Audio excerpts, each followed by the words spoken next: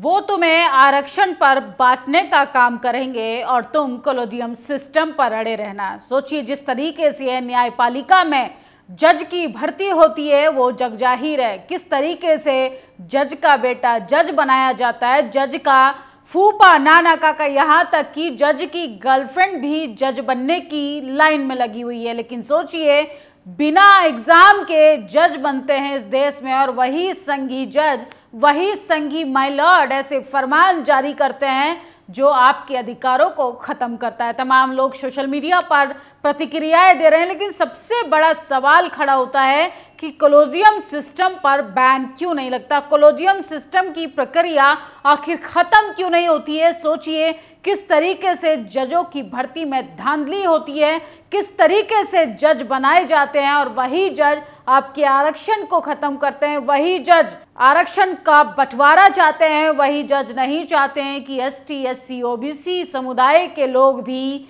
जज के पद पर आए, जज की कुर्सी पर आए, इस देश के चीफ जस्टिस बन पाए। कितने लोग ओबीसी समाज से आते हैं, कितने लोग शेड्यूल ट्राइब से आते हैं, कितने चीफ जस्टिस मुस्लिम समुदाय से आते हैं, इस पर कभी सोचिएगा जरूर। सोचिए, किस तरीके से लगातार ये मुद्दा तूल पकड़ते जा रहा है। चंद्रशेखर आजाद ने ये लोकसभा में मुद्दा उठाने की कोशिश की है। सोचिए, कॉलेजियम सिस्टम से जज बनाने की प्रक्रिया पर बैन होना चाहिए। चंद्रशेखर आजाद, बीएसपी सुप्रीमो मायावती, यहाँ तक कि चिराग पासवान, आकाश आनंद ने तो मंचों से लगातार जनता को जागरूक कर रहे हैं और किस तरीके से संघी माइलॉज के खिलाफ पूरे देश भर में मोर्चा खोला हुआ है, ये भी काफी दिलचस्प है। अमरेंद्र बाहुबली लिखते हैं, नियम 377 के तहत जब चंद्रशेखर आजाद को मौका मिला तो सभी मुद्दे छोड़कर वो सीधे कॉलेजियम सिस्टम के खिलाफ टूट पड़े। इस पर जल्द चर्चा हो सकती है। सुप्रीम कोर्ट ने हमारे आरक्षण पर हमला किया और उनका न्यायपालिका से अधिकार छीनने का भी दम होना चाहिए।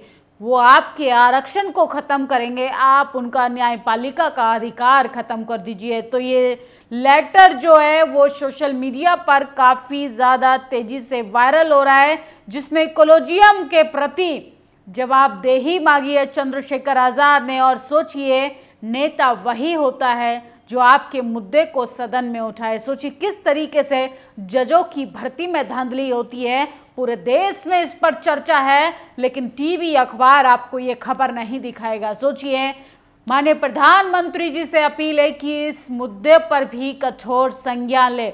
5 साल में 76% जज सामान्य श्रेणी से, 3% एससी और सिर्फ 1.5% एसटी श्रेणी से चुने गए हैं। और मान्यवर जस्टिस साहब को दिखता है वर्गीकरण में बंटवारा करके, क्रीमी लेयर लगा के मुख्य धाराओं से उन तमाम जागरूक लोगों को साइड कर दिया जाए जो अपने लिए हक अधिकारों के लिए बात करते हैं। सामान्य श्रेणी में 99% ब्राह्मण ही जज बनते हैं, बाकी सामान्य जातियों की सीट कौन खा रहा है? बनिया, ठाकुर, जाट आदि जातियां हैं। ईडब्ल्यूएस में भी यही हाल है, सारी मलाई ब्राह्मण ही खा रहे हैं। कॉलेजियम देश की लोकतांत्रिक व्यवस्था के लिए अभिशाप है।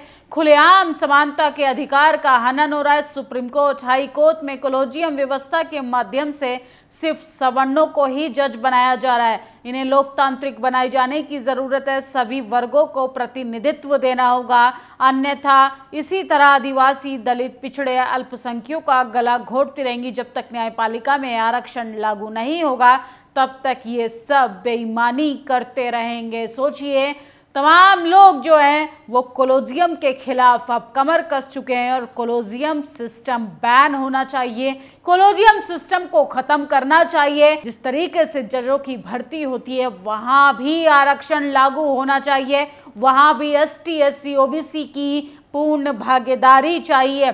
सर्वोच्च न्यायालय से संविधान को बचाओ, कॉलेजियम सिस्टम से संविधान को बचाओ, जातिवादी जजों से संविधान को बचाओ, कॉलेजियम सिस्टम हटाओ, देश बचाओ। तो सूरज बौद्ध के साथ साथ तमाम सोशल मीडिया पर पत्रकार से लेके प्रोफेसर तक कमर कस चुके हैं और इस जातिवादी न्यायालय प्रणाली के खिलाफ लोग अब आवाज उठा रहे हैं।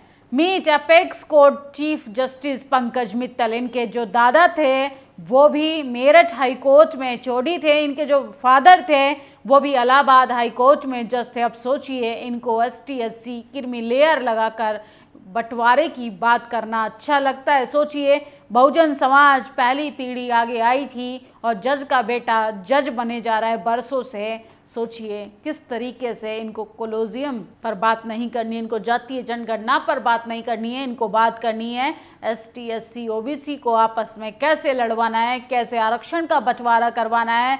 सूरज बहुत लिखते हैं, कोलोजियम सिस्टम न्यायपालिका की हत्या कराए, न्यायपालिका ST SC की हत्या कर रही है, सावधान।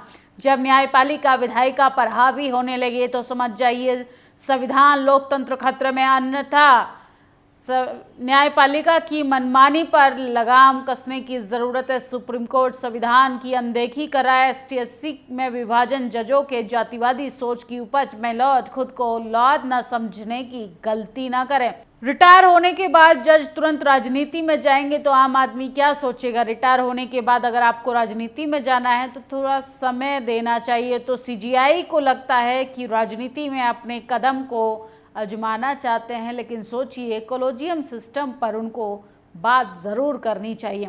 कभी कहना चाहता है कि राजनेता देखो मैंने ST SC उपवर्गीकरण करके असंवैधानिक फैसला भी दे दिया, अब रिटायर होने के बाद तुम्हारा ध्यान रखना किसी को शक ना हो जाए, इसलिए थोड़ा समय देकर राजनीति में जरूर आऊंगा। अखिलेश यादव, राहुल गांधी कहाँ गए? वो हाथ में संविधान की कॉपी लेकर उतर आइए मैदान में। अब संविधान नहीं बचाना है क्या? ST SC वर्ग का आरक्षण खत्म किया जा रहा है, चुप्पी तोड़िए, संविधान खतरे में है, मौन व्रत क्यों? राहुल गांधी की चुनाव से पहले आपने संविधान दिखाकर ST SC वर्ग को गुमराह किया और जब आरक्षण बचाने की बात आई तो कहाँ छुपकर बैठ गए?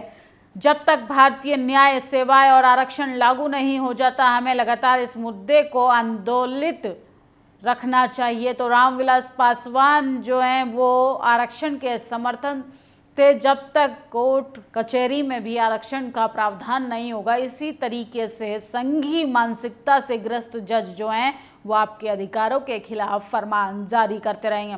महाराष्ट्र में चुनाव होने वाला है। महाराष्ट्र के ST SC OBC के लोग जो पार्टियां जैसे कांग्रेस, BJP, उद्धव ठाकरे की पार्टी, शरद पवार की पार्टी हमारे संवैधानिक अधिकारों के खिलाफ उन्हें को माथे पर लेकर नाचेंगे और उनको जिताकर लाएंगे। ST SC OBC समुदाय को फिर से धोखा वाले मिलने वाले हैं। मान्यवर काशीराम जी यूपी में जय भीम बोल बोल कर सरकार बना रहे थे, तब महाराष्ट्र में दलित कांग्रेस की सरकार बनाने की खुशी मना रहे थे, इसलिए महाराष्ट्र के भरोसे पर ना रहे। तो चंद्रशेखर आजाद ने कोलोजियम सिस्टम के खिलाफ डंका बजा दिया है, विगुल बजा दिया है और सोचिए संसद के अंदर कोलोजियम सिस्टम पर अब बात होगी। मुझे लगता है कि छुआछूत रहेगी तब तक आरक्षण रहना चाहिए, लेकिन हमारे ही लोग कांग्रेस की टिकट पर संसद में चुनकर आए हैं, उन्हें अन्य जाति के हिंदुओं को पीछे छोड़कर मेरा विरोध करना अच्छा नहीं लगता। तो सोचिए जिस तरीके से जज की भर्ती होती है उसको खत्म करने के लिए तमाम लोग सोशल मीडिया पर लगातार आवाज उठा रहे हैं। कोलोजियम जजों की आलोचना करना कोर्ट का अपमान नहीं है, यह विषय मेरे मैटर में सुप्रीम कोर्ट, भारत के अटॉर्नी जनरल दोनों के द्वारा सेटल हो चुका है। मेरे खिलाफ इस संबंध में शुरू की गई तमाम कानूनी कार्रवाई हमेशा के लिए निरस्त हो चुकी है।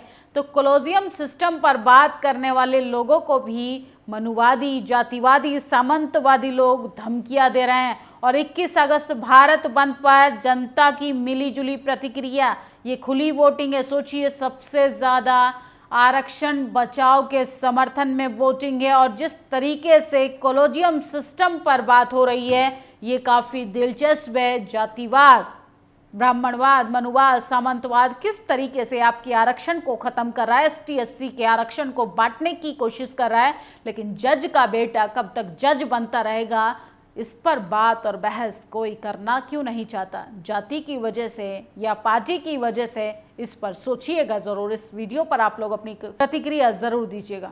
नेशनल दस्तक की आपसे गुजारिश है कि अगर इसको बचाना चाहते हैं तो नेशनल दस्तक को सब्सक्राइब करने के लिए रेड कलर के सब्सक्राइब बटन को दबाएं, फिर बेल आइकन की घंटी दबाएं। नेशनल दस्तक को बचाने के लिए बहुत जरूरी है कि हर खबर को शेयर करें, लाइक करें, कमेंट जरूर करें।